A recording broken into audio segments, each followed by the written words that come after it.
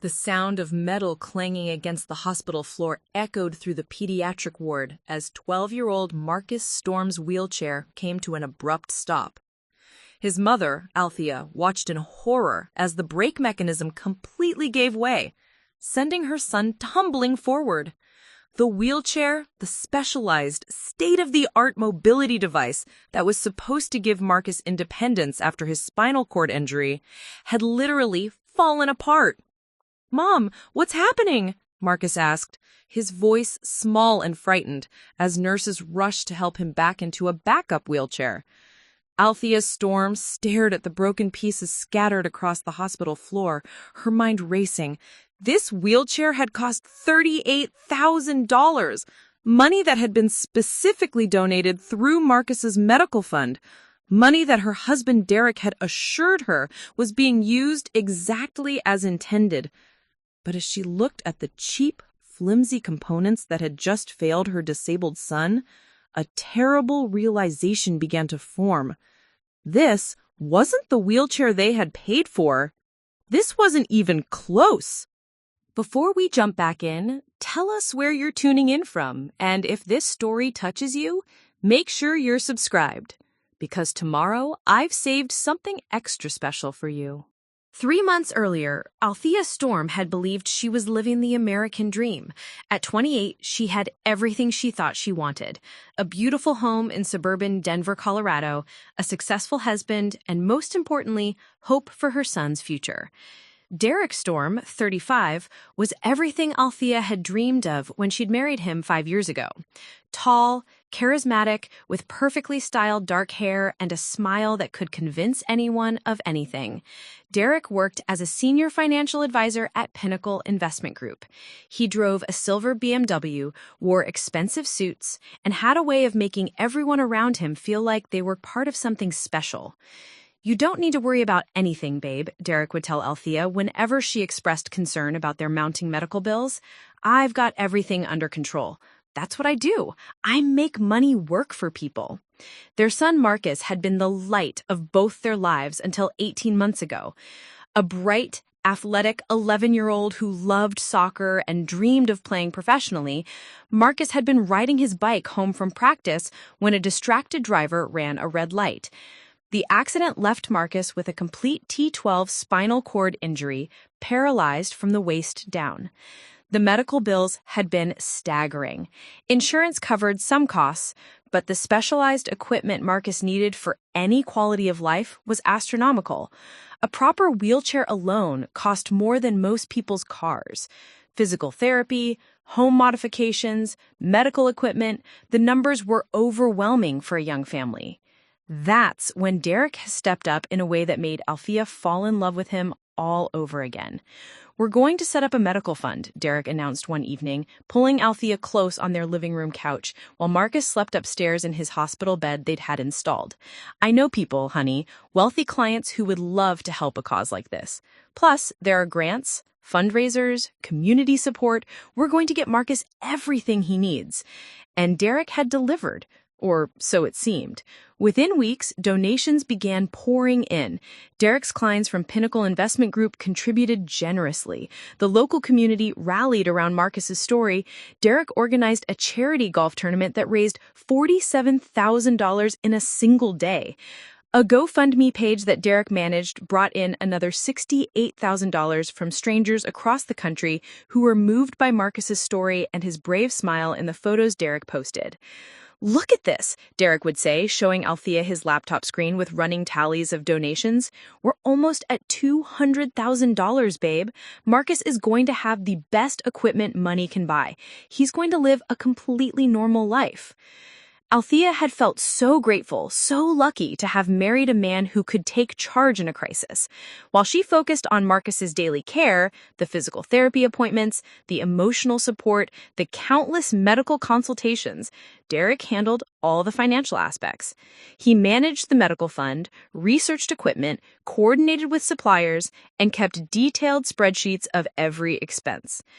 I found the perfect wheelchair company, Derek announced one morning over breakfast, Mobility First Solutions in Phoenix, Arizona.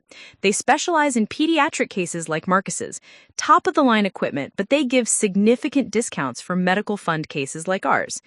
He showed Althea glossy brochures featuring state-of-the-art wheelchairs with advanced suspension systems, customizable controls, and revolutionary comfort features.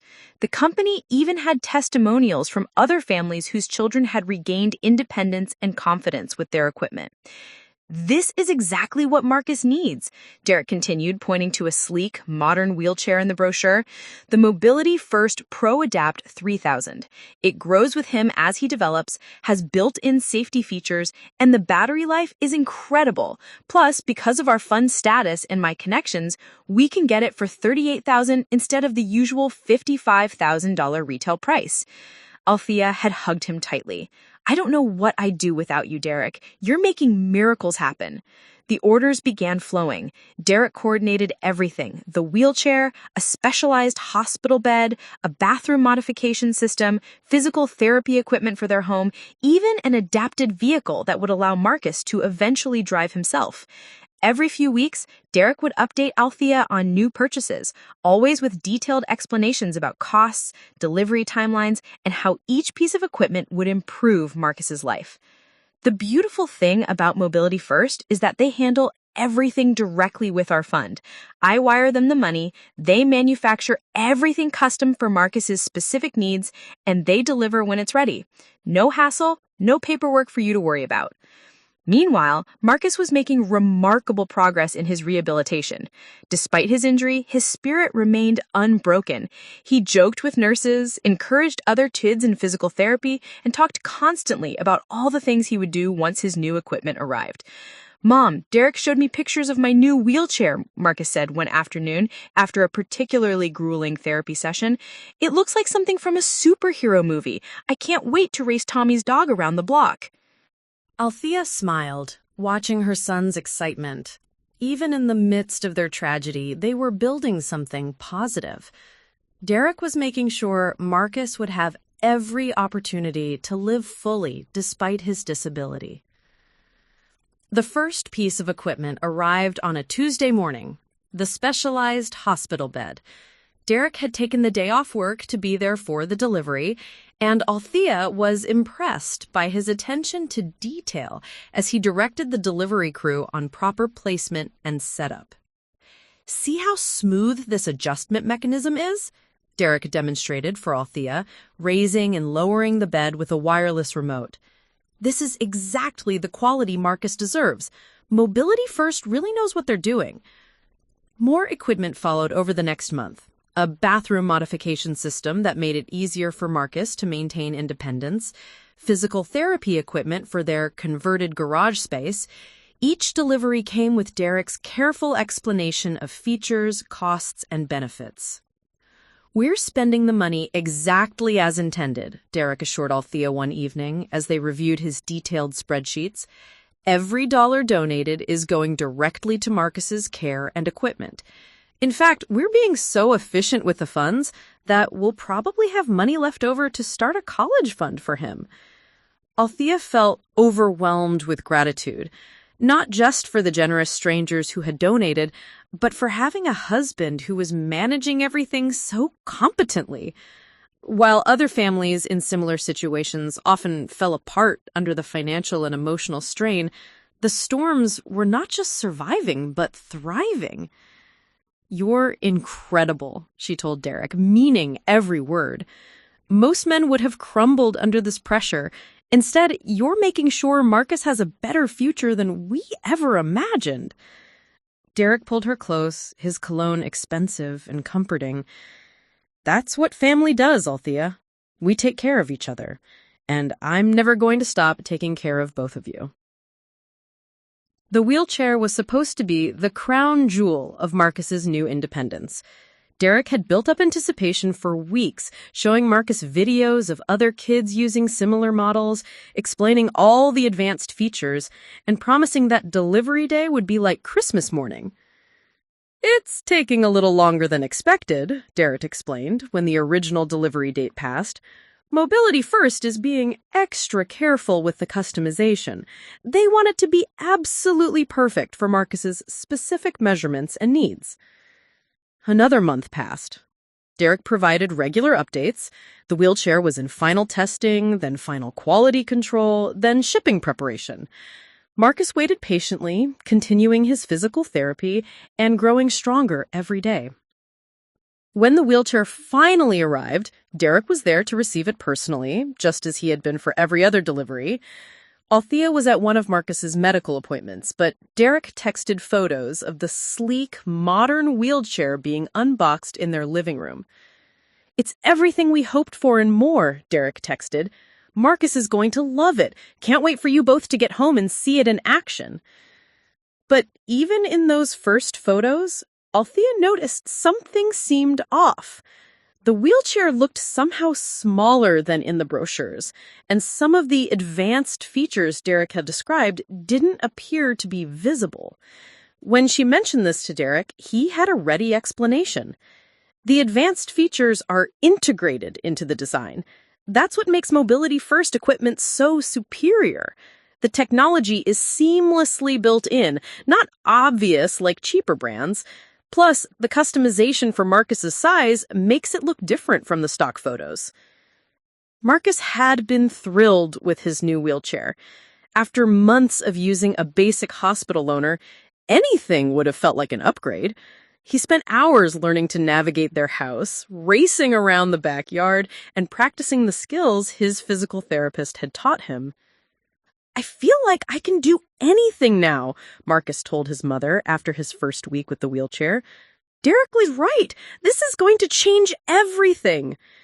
And for a while, it seemed like Derek had been right about everything. Marcus gained confidence and independence. Their family found a new normal. The financial stress that destroyed so many families in similar situations seemed to be completely absent from their lives, thanks to Derek's careful management of the medical fund. Althea began to believe they had not just survived their crisis, but had come through it stronger and more united than ever. She had no idea that everything she believed about her husband, her marriage, and their finances was about to crumble as completely as Marcus's wheelchair would on that terrible morning in the hospital corridor.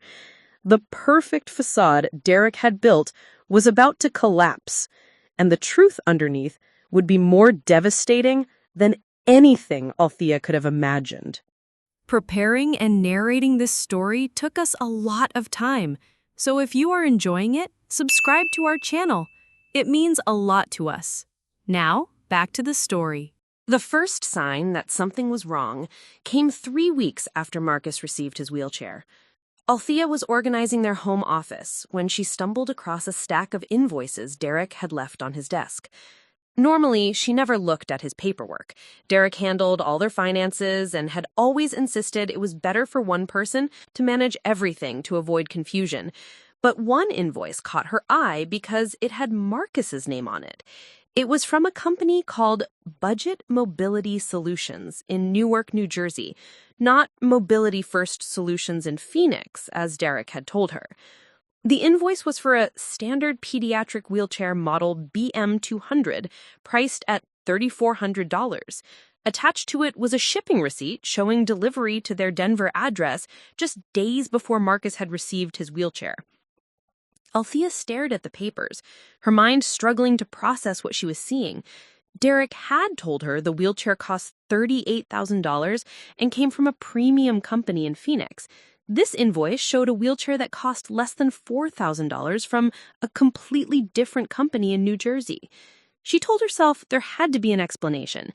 Maybe this was for a different client Derek was helping through his work. Maybe it was paperwork for insurance purposes. Maybe Derek had found a way to get the same quality wheelchair for much less money and hadn't wanted to worry her with the details.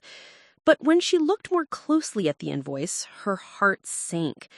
The delivery address was definitely their house. The date matched exactly when Marcus had received his wheelchair. And most damning of all, the wheelchair model description matched what she could see of Marcus's wheelchair specifications when she looked at the small print on its frame. That evening, when Derek came home from work with his usual cheerful demeanor, Althea decided to ask him directly. "Hey, honey," she said casually as they prepared dinner together. "I found some paperwork about Marcus's wheelchair today. There seemed to be some confusion about which company it came from." Derek didn't miss a beat. "Oh, you mean the budget mobility invoice? Yeah, that's actually really interesting. Mobility First has a partnership program with smaller companies to handle their shipping and logistics. Budget Mobility is basically a subsidiary that handles the East Coast distribution. Same quality equipment, just different paperwork for tax and shipping purposes." His explanation sounded plausible, delivered with the same confident tone Derek used when explaining complex financial strategies to his clients. Althea wanted to believe him. "So it's still the same $38,000 wheelchair we discussed?" "Absolutely," Derek said, pulling her into a hug. "I would never compromise on Marcus's care. You know that. The partnership just allows Mobility First to offer better pricing because they save on shipping costs. It's all above board, I promise." Althea felt relieved. Derek's explanation made sense, and she felt foolish for having doubt of him even for a moment. But over the next few days, she couldn't shake a growing uneasiness. She began paying closer attention to Marcus's wheelchair, comparing it to the brochures Derek had shown her months earlier. The more she looked, the more differences she noticed. The brochures had shown a wheelchair with advanced suspension, premium cushioning, and sophisticated electronic controls. Marcus's wheelchair had basic padding, simple manual controls, and made concerning creaking sounds when he navigated over even small bumps. "Marcus, how do you feel about your wheelchair?" Althea asked one afternoon as she watched him transfer from it to his bed. "Is it as comfortable as you expected?" He shrugged, not wanting to complain. "It's okay, Mom. I mean, it's way better than that hospital one I was using before. Sometimes it feels a little wobbly, but Derek says I'll get used to it as I get stronger." "Wobbly?" Althea asked, concerned. "Just when I'm going fast or over bumps," Marcus said quickly, seeing his mother's worried expression. "It's probably fine. Derek knows all about this stuff." But Althea's maternal instincts were now fully activated. That evening, she did something she had never done before. She went online and researched wheelchairs herself. What she found made her blood run cold. The Mobility First Pro Adapt 3000 that Derek had shown her in brochures was indeed a real wheelchair. It cost $55,000 retail and had features that were genuinely revolutionary. Advanced suspension, crash-tested safety systems, batteries that could last for days, and customization options that could adapt as a child grew. The budget mobility BM200 that had been delivered to their house was also real. It was designed as a temporary mobility solution for short-term use. The company's own website warned that it was not suitable for full-time use and should be replaced with a permanent solution within 6 months. The differences weren't just about money. They were about safety. The BM200 had multiple recalls related to brake failures and structural integrity issues. Reading the recall notices, Althea felt sick.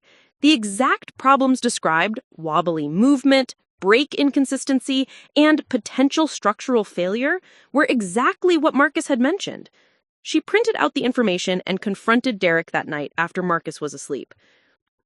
"Derek, I need you to explain something to me," she said, spreading the printouts on the kitchen table. "This is the wheelchair you showed me in the brochures, and this is what was actually delivered to our house." Derek looked at the papers, and for the first time in their marriage, Althea saw something flicker across his face that looked like panic. But it lasted only a second before his usual confident smile returned. "Althea, where did you get this information? You know you can't trust everything you read online. There are a lot of competitors spreading false information about companies like Budget Mobility. This is from Budget Mobility's own website, Derek. Their own recall notices." Derek sighed and sat down across from her. "Okay, look, I didn't want to worry you about this, but there was a supply chain issue with Mobility First. The Pro Adapt 3000 has a 6-month waiting list right now because they're so popular. I made the decision to get Marcus a temporary solution so he could start building independence right away, rather than making him wait another 6 months." He reached across the table and took her hands. I was going to surprise you both when the real wheelchair arrives next month.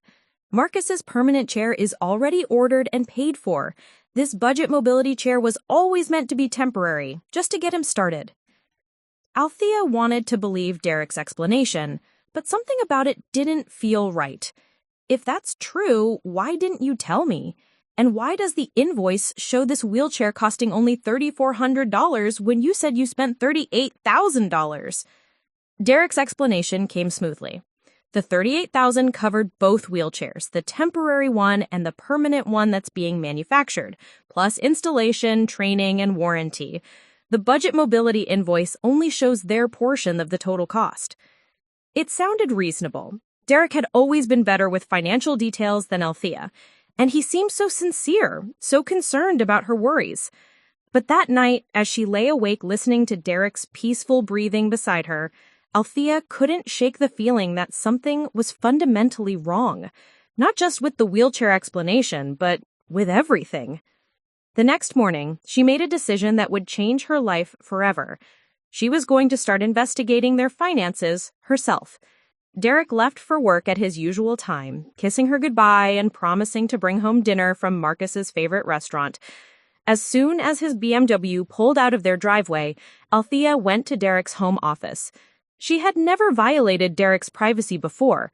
He had always been so trustworthy, so competent with our finances that she had felt grateful not to have to worry about money matters.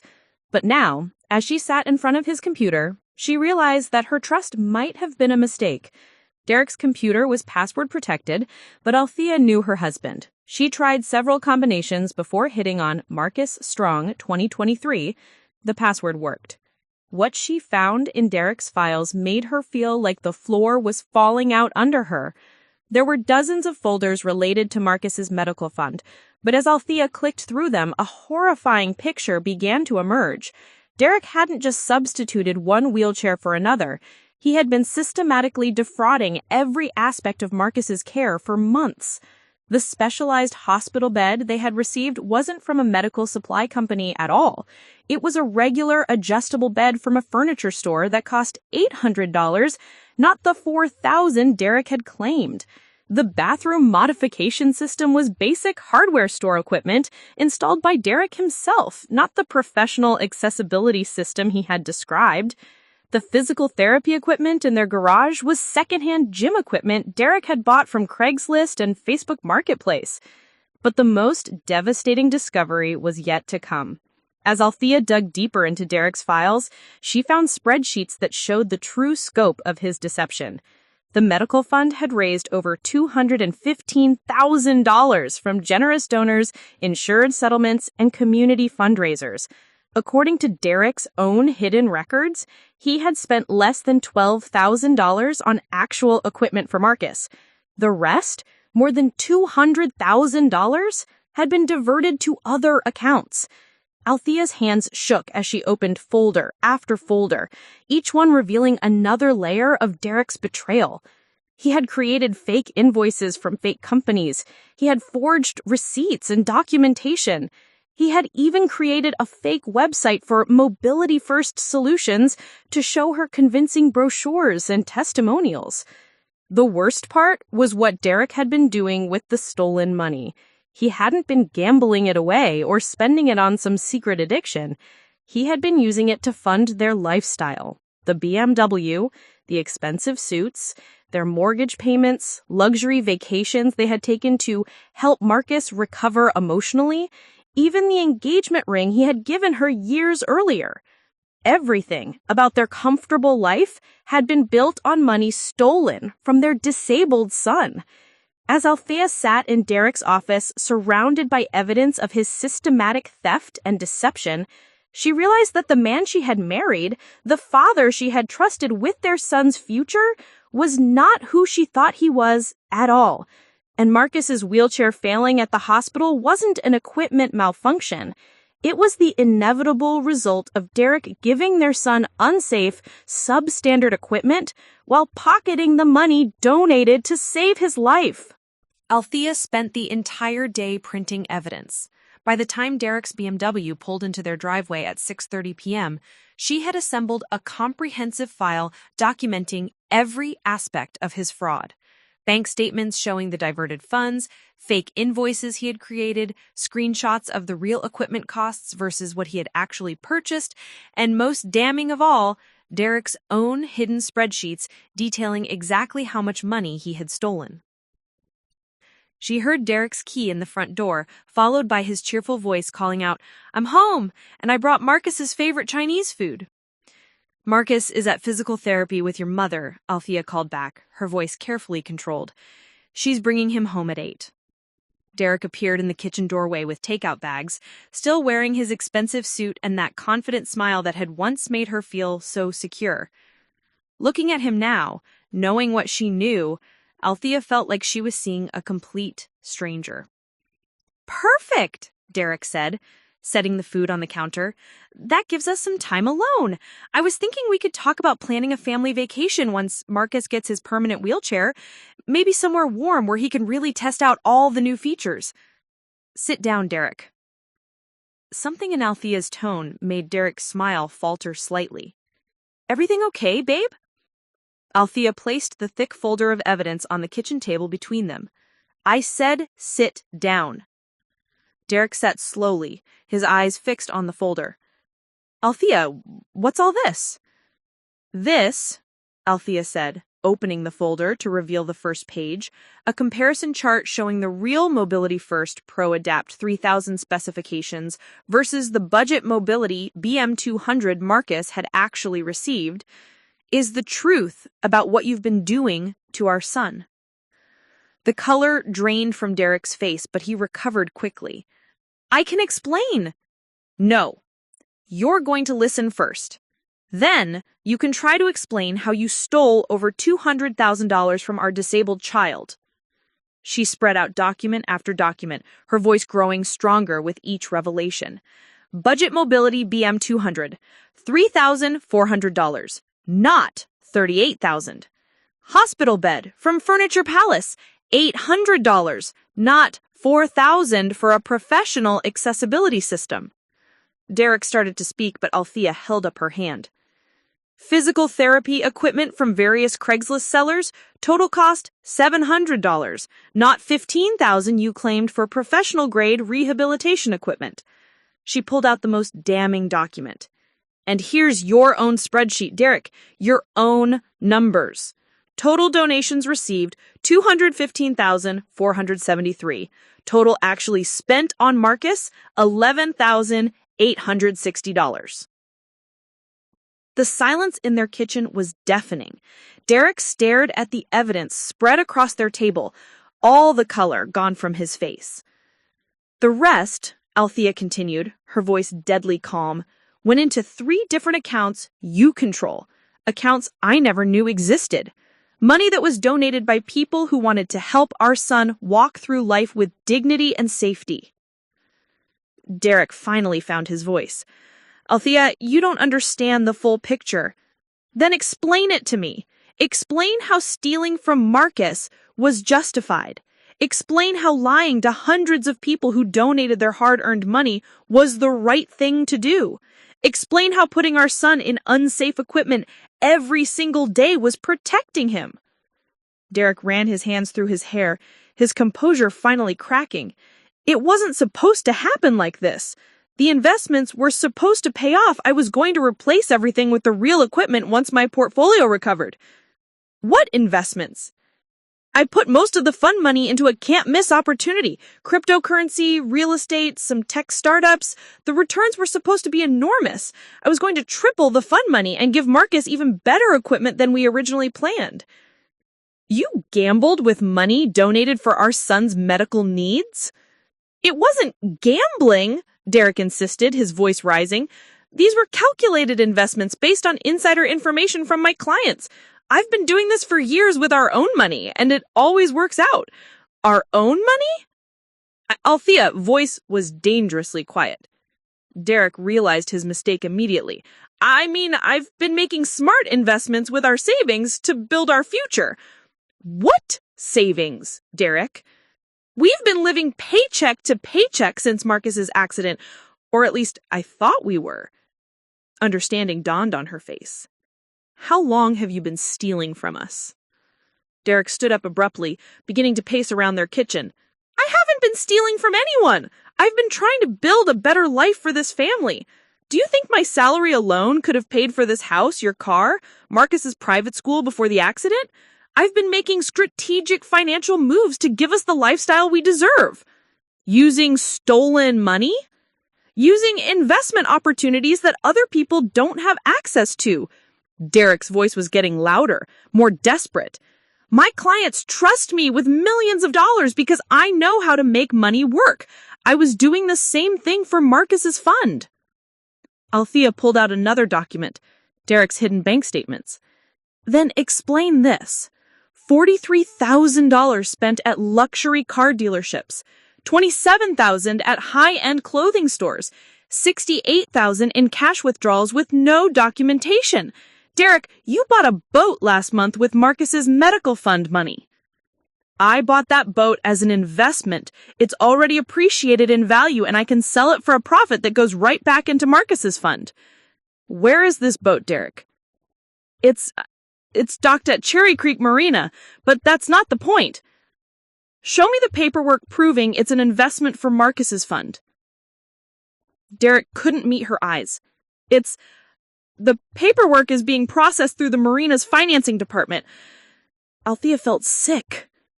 There is no paperwork, is there? You bought yourself a $43,000 boat with money donated to help our disabled son, and you've been lying about it ever since.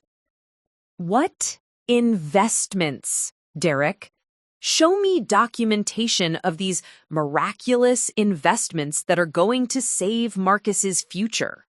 Derek was quiet for a long moment. When he finally spoke, his voice was barely above a whisper. Some of them didn't work out the way I expected.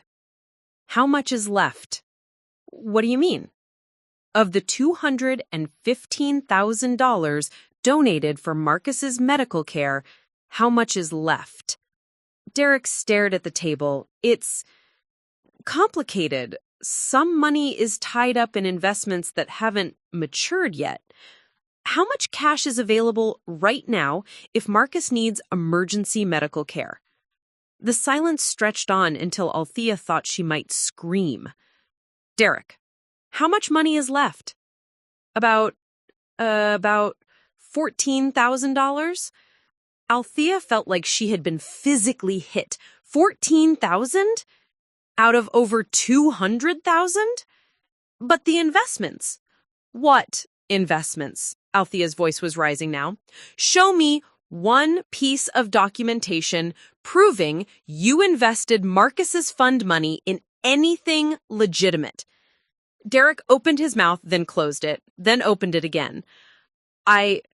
Some of the investment firms don't provide traditional documentation. Because they don't exist, Althea finished. You didn't invest Marcus's money. You spent it on yourself, on us, on a lifestyle we had no right to. The sound of Derek's phone buzzing broke the tense silence. He glanced at it, and his face went even paler. What now? Althea asked. It's my boss. I need to take this. No. You need to tell me the complete truth about what you've done to our family. Derek's phone kept buzzing. Finally, he answered it. Hi, Mr. Richardson. Yes, I can talk. Derek listened for a moment, his face growing increasingly panicked. What do you mean discrepancies? I don't understand. Derek watched as his world continued to crumble in real time. No, sir, I can explain everything. If you just give me until tomorrow morning... Derek's voice was desperate now. Please, Mr. Richardson, don't do anything hasty. I've been with Pinnacle for 6 years. My record speaks for itself. Derek hung up the phone with shaking hands. What was that about? Althea asked, though she was beginning to suspect she already knew. There's been a misunderstanding at work. Some client accounts aren't balancing properly. It's probably just a computer error. Althea looked at her husband, really looked at him. and saw a man whose entire life was built on lies and theft. Derek, have you been stealing from your clients too? Derek's silence was answer enough. At that moment, they heard the sound of Derek's mother's car pulling into the driveway, followed by Marcus's cheerful voice calling out, "Mom, Dad, physical therapy went great today. I can't wait to show you what I learned." Althea looked at Derek, then at the evidence of his crimes spread across their kitchen table, then toward the front door where their innocent son was about to enter their home, completely unaware that his father had stolen his future and put his safety at risk every single day. "Clean this up," she told Derek quietly. "All of it. We're going to act normal until Marcus goes to bed. Then you're going to tell me everything, every lie, every theft, every crime you've committed. And tomorrow, we're going to figure out how to fix what you've done to our son." Derek nodded miserably, gathering up the papers with trembling hands. But as Marcus wheeled himself through their front door, chattering excitedly about his progress, Althea knew that some things could never be fixed. The trust that had held their family together was gone forever, and the man she had loved and relied on had never really existed at all. The next morning began with Derek's desperate attempt to maintain normalcy. He woke up early, showered, and put on one of his expensive suits as if he was going to work. But when he came downstairs, Althea was already at the kitchen table with her laptop open and her phone beside her. "Where do you think you're going?" she asked without looking up. "I have to go to the office and straighten things out with Mr. Richardson. If I can explain the situation properly—" "Derek, sit down. You're not going anywhere until we finish this conversation." Derek remained standing, adjusting his tie nervously. "Althea, you don't understand how serious this is. If I don't get to the office this morning, I could lose my job. Then we'll have no income at all." "We have no income now," Althea replied coldly. "What we have is debt, fraud charges waiting to happen, and a disabled son whose safety you've compromised for months." At that moment, Derek's phone rang. The caller ID showed Pinnacle Investment Group. Derek looked at Althea pleadingly. "Answer it," she said, "on speaker." Derek reluctantly accepted the call and pressed the speaker button. "Derek, this is Janet from HR. Mr. Richardson needs you to come in immediately for a meeting with HR and our legal department.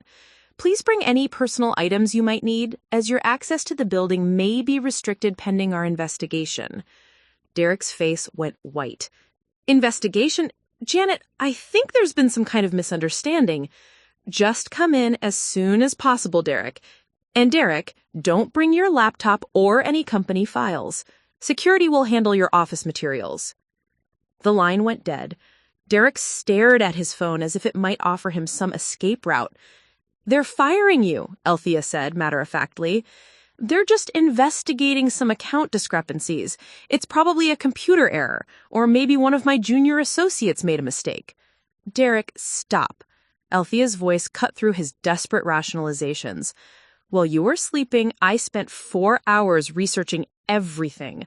I know about your client trust accounts. I know about the unauthorized trades. I know about the phantom investments you've been reporting to clients while their money disappeared." Derek sank into the chair across from her. "How could you possibly know about—" "Because you're sloppy," Althea interrupted. "You kept records of everything on your home computer. Every fake investment report you sent to clients, every unauthorized withdrawal from their accounts, every lie you told about market performance while you were stealing their retirement funds." She turned her laptop screen toward him. Derek's face went ashen as he saw his own documents displayed. Client account statements showing money that should have been there but wasn't, fake investment portfolios he had created to hide the missing funds, and, most damning of all, spreadsheets tracking how much he had stolen from each client. "Mrs. Eleanor Patterson, 78 years old, widowed. You stole $47,000 from her retirement account," Althea read from Derek's own files. "Robert Chen, disabled veteran. You took $32,000 from his disability settlement fund. The Martinez family, saving for their daughter's college education. You stole $19,000. Derek buried his face in his hands. It wasn't stealing. I was going to pay everyone back when the big investments came through. What big investments? Althea's voice was relentless. Derek, I found your real bank statements, your real credit card bills, your real financial situation. We're not wealthy. We never were. Every penny of our lifestyle has been stolen from other people. Marcus's medical fund, your client's life savings, even the down payment on this house came from money that wasn't ours. Derek looked up, his eyes red and desperate. Althea, I can fix this if you just give me a chance. With what money? You've stolen over $500,000 from various sources, and it's gone. All of it. Althea pulled up another document. This is our real financial situation. We're $47,000 in debt on credit cards. Our mortgage is 3 months behind. The BMW you drive, it's being repossessed next week because you stopped making payments 2 months ago. Derek's phone buzzed with a text message. He glanced at it and paled further. What now? Althea asked. It's my assistant. She says there are police officers at the office asking questions about me. Althea nodded grimly. That would be Detective Maria Santos from the Denver Police Department's Financial Crimes Unit. I called her this morning at 6 a.m. Derek stared at his wife in shock. You called the police? On me? I called the police on a criminal who has been stealing from disabled children and elderly retirees. The fact that you happen to be my husband doesn't change what you are. Derek's composure finally shattered completely. Althea, how could you do this to me? To us? To Marcus? Do you have any idea what this is going to do to our family? Our family? Althea's voice rose. Derek, you destroyed our family the moment you decided to steal from our son. Every day that Marcus has been using unsafe equipment because you pocketed the money meant to protect him, every night I've slept peacefully thinking our finances were secure because you were taking care of everything. All of that has been a lie. She stood up from the table, her laptop still open to Derek's incriminating files. Detective Santos is coming here at 10 a.m. to interview both of us. I've already given her copies of everything I found on your computer. The FBI's Financial Crimes Division is also being notified because your client thefts crossed state lines. Derek looked around their kitchen frantically, as if searching for some escape route. I have to go. I have to leave before they get here. And go where? With what money? Derek, your credit cards are maxed out with cash advances. Your bank accounts are overdrawn. The only assets you have are things you bought with stolen money, and the police are going to seize all of that. Derek's phone rang again. This time it was his mother. Don't answer it, Althea warned. Derek, if you try to involve your family in this mess, if you try to get money from your parents or ask them to hide assets for you, you'll be making them accessories to your crimes. Derek ignored her warning and answered the phone. Hi, Mom, he said, trying to keep his voice steady. Derek, honey, there are some very official-looking people at your office building. Mrs. Henderson from across the street works in the same complex, and she said she saw police cars and federal agents. Is everything all right? Derek looked at Althea, who was watching him with steely determination. Everything's fine, Mom. Just some routine business stuff. I'll call you later, okay? Are you sure? You sound upset. I'm fine. I have to go now. Derek hung up and turned to Althea. You've destroyed everything. Our marriage, my career, Marcus's future. I've exposed what you destroyed, she corrected him. Derek, Marcus's wheelchair broke down at the hospital yesterday because you gave him substandard equipment to save money you then spent on yourself. He could have been seriously injured because of your greed. Derek's face crumpled. I never meant for Marcus to get hurt. I thought the equipment would be adequate until I could replace it with the real stuff. When? When were you going to replace it? You've had months to come clean, months to fix this, and instead you've been buying boats and luxury cars while our son's safety was at risk every single day? The sound of car doors slamming outside made them both freeze. Through the kitchen window, Althea could see an unmarked police car and a black SUV parked in their driveway. "They're here," she said quietly. Derek stood up slowly, his expensive suit wrinkled, his hair disheveled, looking nothing like the confident financial advisor who had left for work the previous morning. "Althea, please," he said desperately. "I know I've made mistakes, but I'm still Marcus's father. I'm still your husband.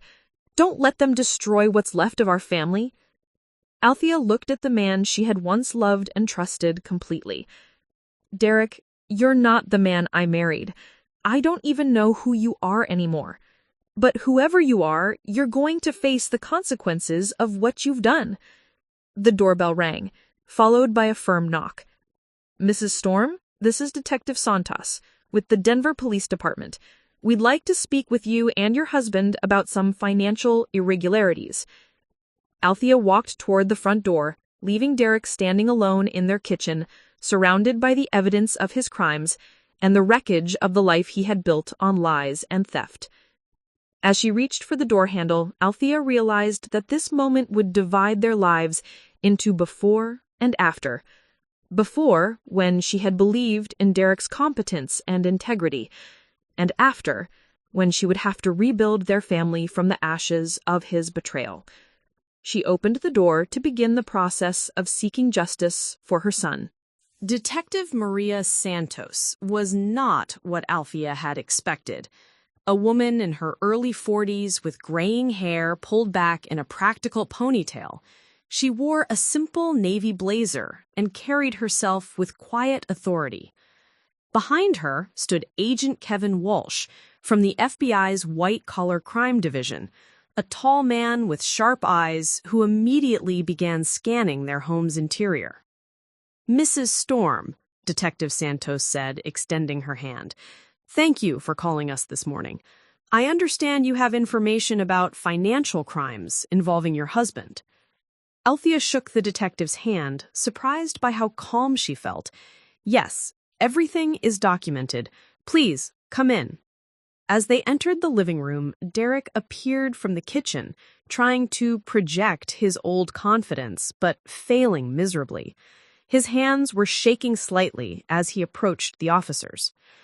"Officers, I'm Derek Storm. I think there's been some misunderstanding about—" "Mr. Storm, we'd like to speak with you about irregularities in several investment accounts under your management, as well as potential misappropriation of charitable funds. You have the right to remain silent." Wait, Derek said, panic creeping into his voice. "Are you arresting me? I haven't been formally charged with anything. I'd like to call my lawyer." Detective Santos exchanged a glance with Agent Walsh. "Mr. Storm, we're here to gather information at this point. However, given the scope of what we've learned from your wife this morning, we do need to advise you of your rights." Althea watched this surreal scene unfold in her living room, the same space where Marcus played video games, where they had celebrated birthdays and Christmas mornings, where Derek had shown her those fake Mobility First brochures months ago. "Mrs. Storm," Detective Santos said, "could you show us the evidence you mentioned on the phone?" Althea retrieved her laptop and the printed documents. As she spread them across their coffee table, Agent Walsh whistled low. "This is extensive," he said, photographing each document with his phone. "Mrs. Storm, how long did it take you to compile all this?" "Most of it was already on Derek's computer. He kept detailed records of everything. I just printed it out and organized it chronologically." Derek sank onto their couch, his head in his hands. "Althea, you don't understand what you're doing. These officers don't care about our family or Marcus's needs. They're just trying to build a case." "Mr. Storm," Agent Walsh said sharply, "I'd recommend you stop talking and call that lawyer you mentioned." At that moment, Marcus's voice echoed from upstairs. "Mom? Who's here? I heard talking." Althea's composure faltered for the first time. "Just some visitors, honey. Stay upstairs for a few minutes, okay?" Is everything all right? Marcus called back, concern evident in his young voice. Derek looked up at Althea, tears in his eyes. Please, don't let him see this. Whatever you think of me, don't let Marcus see his father being arrested. Detective Santos spoke quietly to Althea. Mrs. Storm, is there somewhere your son could go for a few hours? This process might take a while, and it would be better if he wasn't here. Althea nodded, pulling out her phone. I'll call my sister. She can pick him up and take him to her house. While Althea made arrangements for Marcus, Agent Walsh continued examining Derek's documents. Mr. Storm, according to these records, you've been operating unauthorized investment schemes using client funds for approximately 18 months. Can you confirm these dates? Derek remained silent, but his face had gone pale. And this medical fund, Detective Santos added, pointing to the spreadsheets Althea had printed. Marcus Storm Medical Fund. That's your son. Yes, Althea answered, when Derek didn't respond. Marcus was paralyzed in an accident 18 months ago. The community raised money for his medical equipment and care. Marcus, sweetie, you're going to spend the day with Aunt Rebecca and your cousins, Althea explained, helping Marcus into his wheelchair. But what about physical therapy? And why are those people here? Marcus asked, noticing the official-looking strangers in their living room. We'll reschedule physical therapy, and those people are just helping us with some paperwork. Marcus looked confused, but didn't press further. As Rebecca wheeled him toward her car, he called back, Mom, is Dad going to work today? His car is still in the driveway. Althea's heart broke. Dad's taking a day off today, honey. I'll see you tonight, okay? After Marcus left, David Chen emerged from Derek's office looking grim. Detectives, my client is prepared to cooperate fully with your investigation. However, we'd like to discuss the possibility of a plea arrangement given his willingness to provide complete financial records and assist in recovering assets for the victims. Agent Walsh shook his head. Mr. Chen, your client has defrauded multiple victims, including elderly retirees and a disabled child. The FBI doesn't negotiate plea deals until we fully understand the scope of the crimes. Derek appeared behind his lawyer, looking defeated. I want to cooperate. I want to make this right. Then let's start with your client accounts, Detective Santos said, pulling out a digital recorder. We need a complete list of every client whose funds you've misappropriated, the amounts taken, and where that money went. For the next 2 hours, Derek provided a devastating confession. 23 clients had lost money through his unauthorized schemes. The total amount stolen exceeded $640,000. Some clients, like elderly widow Eleanor Patterson, had lost their entire life savings. Mrs. Patterson trusted me with her husband's pension. She thought I was investing it conservatively for her retirement. Instead, I used it to cover losses from other bad investments. Agent Walsh documented every admission. And the cryptocurrency investments you told clients about? They never existed.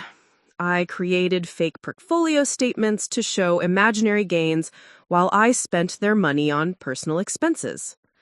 The scope of Derek's crimes was staggering. He had operated like a Ponzi scheme, using new client deposits to pay fake returns to existing clients while systematically draining accounts to fund his lifestyle. What about the boat and luxury purchases? Detective Santos asked. Derek glanced at Althea, who was sitting silently in the corner, taking in every word of his confession. I convinced myself they were investments, that I could sell them later to repay everyone. But really, I just wanted the lifestyle those things represented. At 3:30 p.m., Agent Walsh received a phone call. After a brief conversation, he hung up and approached Derek. Mr. Storm, we've completed our initial investigation of your office computer and client files. Based on what we found, combined with your confession today, you're under arrest for wire fraud, mail fraud, theft of charitable funds, and operating an unlicensed investment scheme. Derek stood slowly as Agent Wash began reading his Miranda rights. You have the right to stay silent. Anything you say can and will be used against you in a court of law. As the handcuffs clicked around Derek's wrists, he looked at Althea one last time. I'm sorry. I'm so sorry about everything. Althea watched her husband being led away in handcuffs, feeling a strange mixture of relief and devastation. The man she had trusted with their family's future was gone, but the overwhelming problems he had created were just beginning. Detective Santos approached her as the FBI vehicle pulled away with Derek in the back seat. Mrs. Storm, I know this is difficult, but you should know that your cooperation today will help us recover some assets for the victims. Your husband's criminal activity stops here. Althea nodded, looking around their living room filled with expensive furniture and decorations, all of it purchased with stolen money. What happens now? The FBI will be seizing assets to compensate victims. You'll likely need to find new housing since this house was purchased with fraudulent funds. But Mrs. Storm, Detective Santos paused, you did the right thing. Your son deserves a mother who chooses justice over protecting a criminal, even when that criminal is his father. As the police cars pulled away from their house, Althea sat alone in the quiet, realizing that her old life was officially over. Tomorrow, she would have to start building a new one, this time based on truth instead of lies. The first night without Derek in the house was the longest of Althea's life. She sat at their kitchen table until 3 a.m., surrounded by legal documents, eviction notices, and a laptop showing bank accounts with negative balances.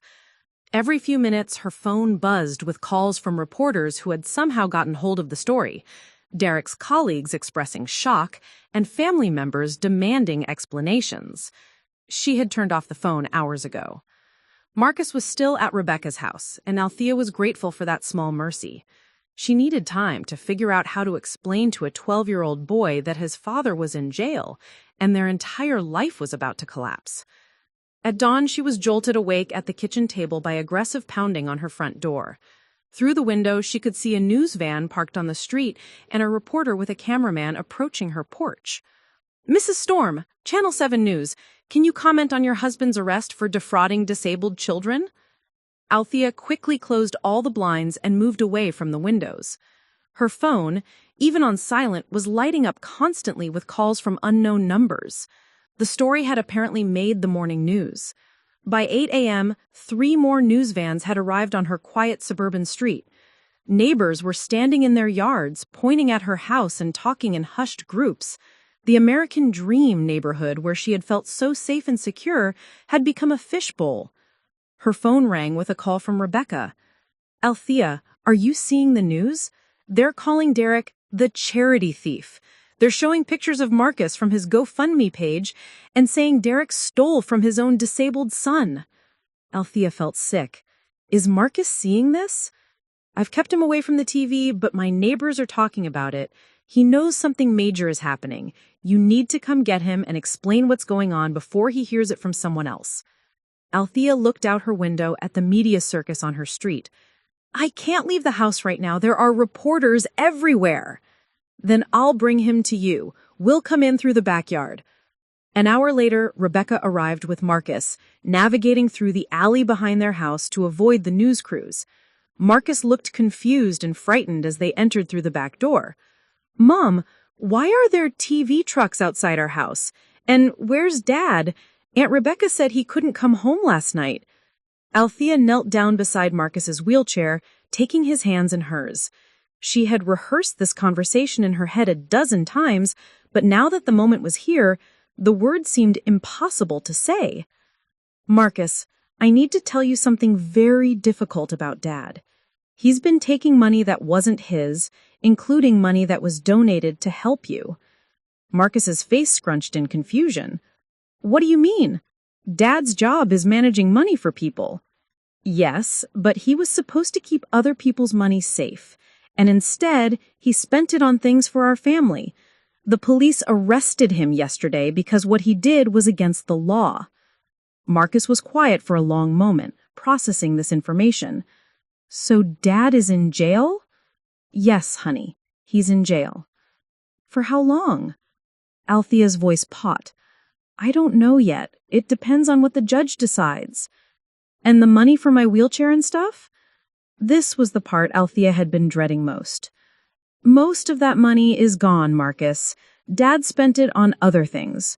Your wheelchair, your bed, all the equipment we thought was helping you, it wasn't the good quality equipment people donated money for. Marcus looked down at his wheelchair, running his hands along the armrests. So, this isn't a good wheelchair? It's not safe for you to use every day. That's why it broke at the hospital. I'm going to get you proper equipment, but it's going to take some time. Rebecca, who had been listening quietly, spoke up. Marcus, your mom and I are going to figure this out together. You're going to be okay. Marcus looked around their kitchen, taking in the stacks of papers and the closed blinds. Are we going to lose our house? Althea's heart broke at how quickly her 12-year-old son had grasped the implications. Probably yes. The house was bought with money Dad took from other people, so we'll have to give it back. Where will we live? I don't know yet, but we'll figure it out. The most important thing is that we're together, and we're going to be honest with each other from now on. Marcus nodded solemnly, looking older than his 12 years. Mom, I'm sorry Dad did those things. Althea pulled him into a tight hug. This is not your fault, Marcus. None of this is your fault. Later that afternoon, while Marcus napped and Rebecca dealt with the reporters outside, Althea received a call from Linda Harrison, the federal prosecutor assigned to Derek's case. Mrs. Storm, I wanted to update you on your husband's situation. He's being held without bail pending his arraignment tomorrow. Given the scope of the fraud and the flight risk assessment, it's unlikely he'll be released before trial. What kind of sentence is he facing? Wire fraud and mail fraud each carry maximum sentences of 20 years. The charitable fund theft adds another 10 years. Realistically, if he pleads guilty and cooperates fully, he's looking at 8 to 12 years in federal prison. Althea felt dizzy. 8 to 12 years? Mrs. Storm, I want you to understand that your cooperation has been crucial to this case. Your willingness to turn over evidence and testify will help us recover assets for the victims. But I also need to prepare you for what's coming next. What do you mean? The FBI will be seizing all assets purchased with fraudulent funds. Your house, cars, jewelry, furniture. Anything Derek bought with stolen money will be sold to compensate victims. You'll need to find alternative housing within 30 days. Althea looked around their beautiful home, seeing it now as evidence of Derek's crimes rather than the sanctuary she had thought it was. What about Marcus's medical needs, his therapy, his equipment? The court can't provide for those expenses from the seized assets, since those assets belong to the victims Derek defrauded. However, I can connect you with social services and medical assistance programs. After the call ended, Althea sat in their living room, looking at the expensive furniture, the large screen TV, the artwork on the walls, all of it bought with money stolen from people like elderly Eleanor Patterson and disabled veteran Robert Chen. Her phone buzzed with a text from an unknown number. Your husband stole my mother's life savings. She's 82 and now has nothing. I hope you're proud of your lifestyle built on stealing from seniors. Then another. How could you not know your husband was robbing disabled kids? You're just as guilty as he is. And another. Karma's coming for your whole family. Althea turned off her phone and went to check on Marcus, who was sleeping peacefully in his room, unaware that angry strangers across the country were blaming her mother for crimes she had only discovered days earlier. That evening, as they ate dinner in their kitchen for what might be the last time, Marcus asked the question Althea had been dreading. Mom, do people think we're bad people now? Althea set down her fork and looked at her son, this brave, innocent boy who had already endured so much trauma and was now facing even more through no fault of his own. Some people are angry because they don't understand that we didn't know what Dad was doing. But Marcus, we're not bad people. We're people who were lied to by someone we trusted. Will people always think bad things about us? Althea took a deep breath. I think some people will judge us for a while, but Eventually, when we show them who we really are, when we work hard and help other people and tell the truth, they'll see that we're not the same as Dad. Marcus nodded thoughtfully. Are you going to be okay, Mom? You look really tired. Althea managed a small smile. I am tired, honey, but I'm going to be okay because I have you, and you're the best thing that ever happened to me. We're going to get through this together. That night, after Marcus was asleep, Althea stood in her bedroom, looking at the life she was about to lose.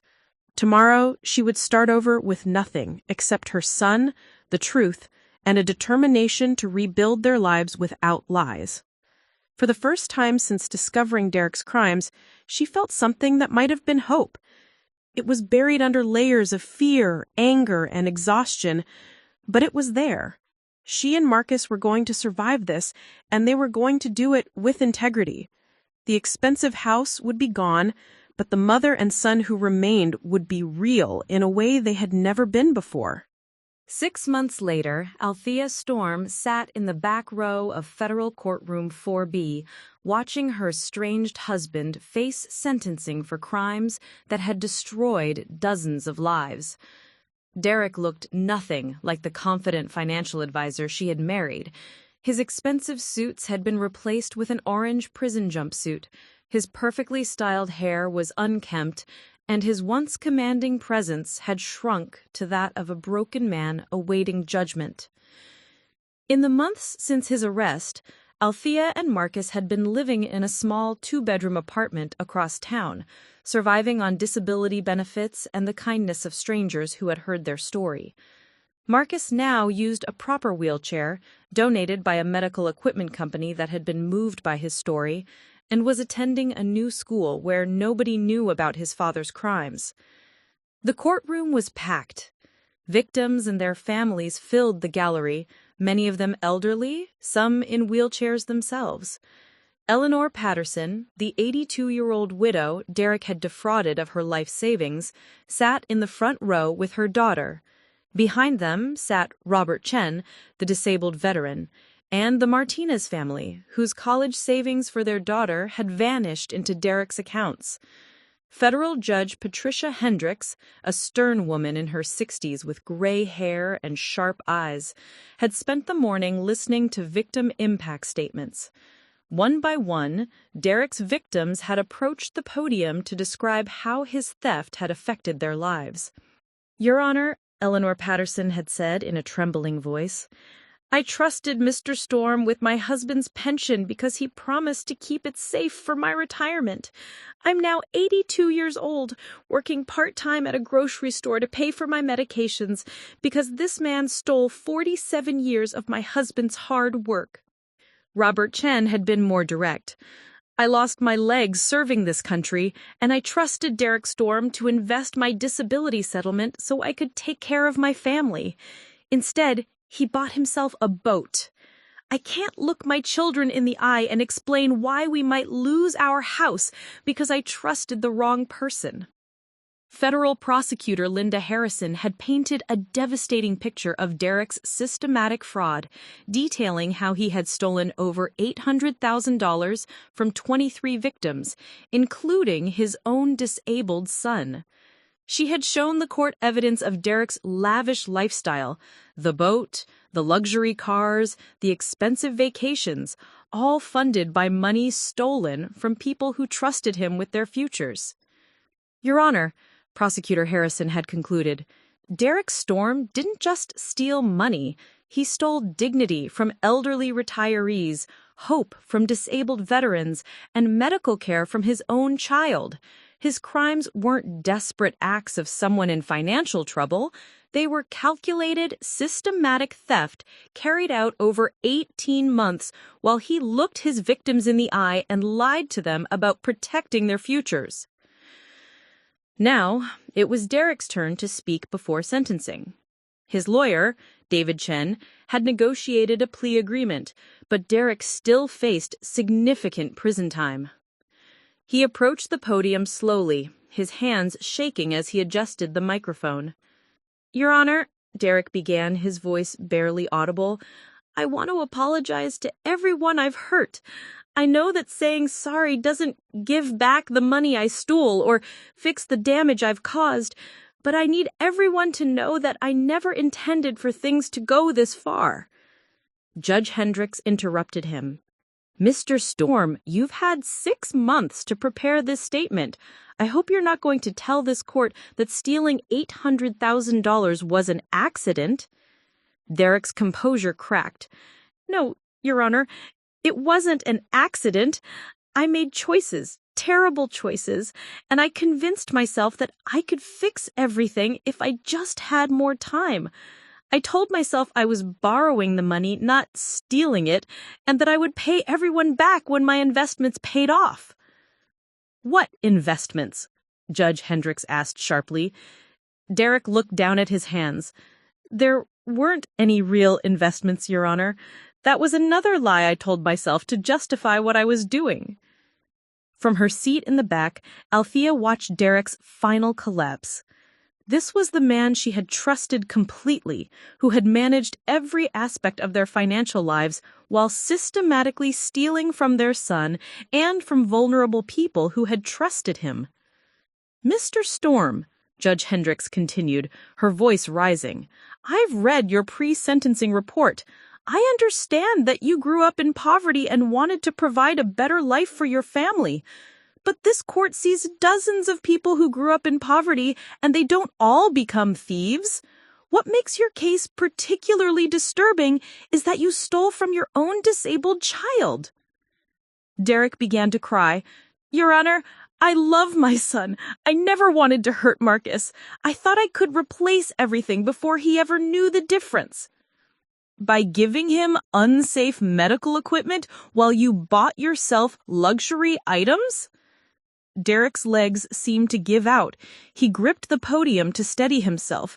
"I made a mistake with the wheelchair. I thought it would be adequate until—" "Mr. Storm," Judge Hendricks said, her voice rising, "that wheelchair failed and nearly injured your son at a hospital. You put a disabled child's safety at risk so you could spend his medical fund money on a boat. There is no explanation that makes that acceptable." The courtroom was completely silent. Even Derek's lawyer looked uncomfortable as his client continued to crumble under the judge's questioning. "Your Honor," Derek whispered, "I know I can't fix what I've done. I know I've destroyed my family and hurt innocent people. I just want you to know that I think about it every day, and I wish I could take it all back." Judge Hendricks leaned forward. "Mr. Storm, you've stolen from 23 victims, including elderly retirees, disabled veterans, and your own child. You've operated as a one-man Ponzi scheme, using new victims' money to pay fake returns to previous victims while funding a lifestyle you had no right to. The level of betrayal here is staggering." She paused, looking directly at Derek. "You were in a position of trust. People came to you because they believed you would protect their life savings, their disability settlements, their children's futures. Instead, you saw them as opportunities to fund your greed." Derek was openly sobbing now, his whole body shaking. "Please, Your Honor, I have a disabled son who needs me. I know I've made terrible mistakes, but he's only 12 years old." "Mr. Storm," Judge Hendricks interrupted, her voice cutting through his pleas like ice. "Your son needed a father who would protect his medical fund, not steal from it. He needed a father who would ensure his safety, not put him in dangerous equipment to save money for personal purchases. You forfeited your right to claim concern for your son's welfare when you made him a victim of your crimes." Derek's knees buckled. He fell against the podium, his lawyer rushing to steady him. "Furthermore," Judge Hendricks continued, "this court has reviewed the evidence showing that you created fake investment companies, forged documents, and maintained elaborate deceptions for 18 months. This wasn't a momentary lapse in judgment, it was a sustained criminal enterprise." The judge opened a folder and removed a document. "Derek Storm, you have pleaded guilty to multiple counts of wire fraud, mail fraud, and theft of charitable funds. The prosecution has recommended a sentence of 12 years in federal prison. Your defense has requested 5 years. Derek looked up at the judge with desperate eyes. After reviewing all the evidence, considering the scope of your crimes, the number of victims, and the particularly heinous nature of stealing from your own disabled child, this court sentences you to 15 years in federal prison, followed by 5 years of supervised probation. Derek collapsed completely. His lawyer and a court bailiff had to physically support him as the judge continued. Furthermore, this court acknowledges that you will likely never earn enough to fully compensate them for what you've stolen. All assets purchased with fraudulent funds will be liquidated and distributed to victims. The judge looked directly at Derek, who was now sitting on the floor behind the defendant's table, unable to stand. Mr. Storm, you have destroyed lives. Elderly people are working in their 80s because of your greed. Veterans are losing their homes because of your theft. Your own son suffered dangerous medical equipment because you prioritize your lifestyle over his safety. 15 years in prison is not enough to undo that damage, but it's what this court can impose under federal guidelines. As bailiffs helped Derek to his feet and led him away in handcuffs, he looked back at the gallery one last time. His eyes found Althea in the back row. She looked at him without anger, without forgiveness, with nothing but the calm recognition that this chapter of their lives was finally closed. Outside the courthouse, Althea found Eleanor Patterson sitting on a bench, crying softly. "Mrs. Patterson," Althea said gently, "I wanted to tell you again how sorry I am for what Derek did to you." The elderly woman looked up at Althea. "My dear, you're not responsible for your husband's crimes. You were a victim too. But I lost my savings because I didn't see what was happening in my own house." Eleanor Patterson took Althea's hand. "You exposed his crimes when you discovered them. You chose justice over protecting him. That took courage, especially with a disabled child to worry about." As they sat together on the courthouse steps, Althea realized that Derek's sentencing wasn't just an ending. It was the beginning of her and Marcus's real life together, built on truth instead of lies. 15 years in federal prison. The judge's verdict had Derek Storm collapse, but it had set his victims, including his own family, free to rebuild their lives with integrity. Justice, Althea learned that day, wasn't about revenge. It was about truth, accountability, and the chance to start over honestly. And for the first time in months, she felt ready to give Marcus the future he deserved, one they would build together, $1 and one day at a time. Up next, you've got 2 more standout stories right on your screen. If this one hits the mark, you won't want to pass these up. Just click and check them out. And don't forget to like, subscribe, and turn on the notification bell so you don't miss any upload from us.